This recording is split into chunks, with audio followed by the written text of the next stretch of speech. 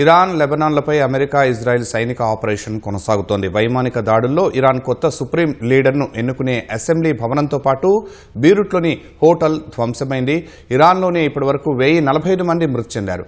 Iran నూతన supreme leader ఎవరైనా వారిని హతమారుస్తామని ఇజ్రాయెల్ హెచ్చరించింది. ఇరాన్లోని అణు కేంద్రాలకు ఎలాంటి నష్టం జరగలేదని, అందువల్ల రేడియో ధార్మికత విడుదలయ్యే ప్రమాదం లేదని IAEA వెల్లడించింది.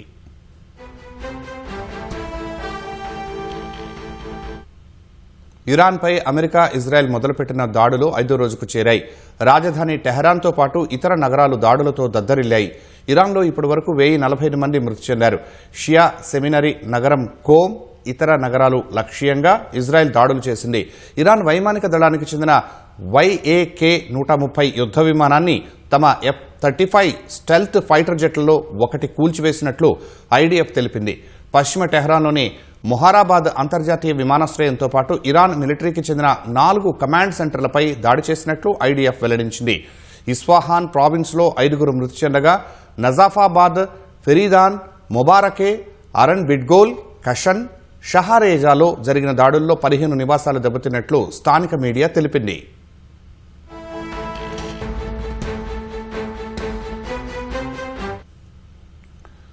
ఇరాన్ ఆయుధ కేంద్రాలపై పెద్ద ఎత్తున దాడులు చేస్తున్నప్పటికీ ఆ దేశం వద్ద ఇంకా భారీ సంఖ్యలో క్షిపణులు ఉన్నాయని IDF ప్రకటించింది. ఇరాన్ సుప్రీం లీడర్ ఎవరైనా వారిని హతమారుస్తామని ఇజ్రాయెల్ సైనిక అధికార ప్రతినిధి డెఫ్రిన్ హెచ్చరించారు.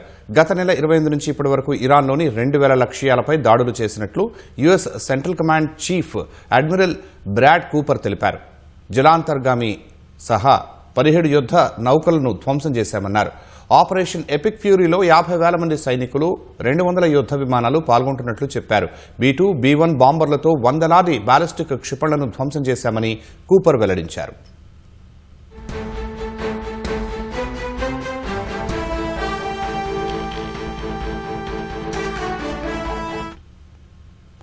తాజా ఉపగ్రహ చిత్రాల ఆధారంగా ఇరాన్లోని అణు కేంద్రాలకు ఎలాంటి నష్టం జరగలేదని IAEA తెలిపింది.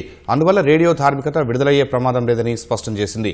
ఇస్ఫాహాన్ అణు కేంద్రం సమీపంలో 2 భవనాలకు నష్టం జరిగినట్లు ఉపగ్రహ చిత్రాల్లో వెల్లడైనట్లు IAEA తెలిపింది. గతంలో ప్రవేశ ద్వారం దెబ్బతిన్నట్లు పేర్కొన్న నతాంజ్ అణు కేంద్రానికి ఎలాంటి నష్టం జరగలేదని పేర్కొంది. బుషెహార్తో సహా ఇతర అణు కేంద్రాలపై దాడుల ప్రభావం లేదని IAEA వెల్లడించింది.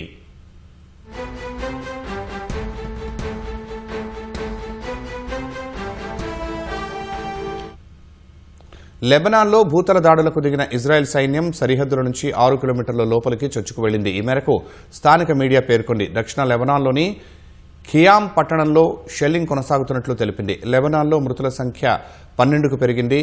బాల్బెక్లో 6గురు, అరమౌన్, సౌదియాట్లో మరో 6గురు చనిపోయినట్లు స్థానిక మీడియా తెలిపింది. మరో 23 మంది గాయపడగా 2 గల్లంతైనట్లు పేర్కొంది. ఇజ్రాయెల్ దాడులతో 65,000 మంది నిరాశ్రయులు అయినట్లు లెబనాన్ మంత్రి ఒకరు తెలిపారు. వారంతా షెల్టర్లలో తలదాచుకుంటున్నట్లు చెప్పారు. మరో 10 నుంచి 20,000 మంది రోడ్ల వెంట లేదా బంధువుల నివాసాల్లో ఉంటున్నట్లు లెబనాన్ మంత్రి పేర్కొన్నారు.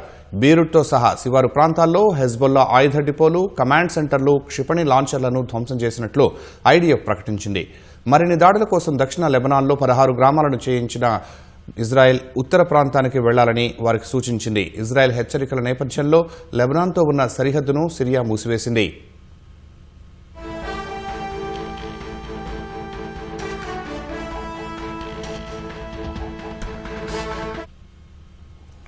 ఉత్తర ఇజ్రాయెల్లోని మొతోటా నగరంపై రాకెట్ దాడులు చేసినట్లు హెజ్బొల్లా ప్రకటించింది. హైఫా నగరంలోని నౌకా స్థావరంపైన క్షిపణి దాడులు జరిపినట్లు పేర్కొంది. అయితే లెబనాన్ వైపు నుంచి వచ్చిన రాకెట్లను అడ్డుకున్నట్లు ఇజ్రాయెల్ వెల్లడించింది.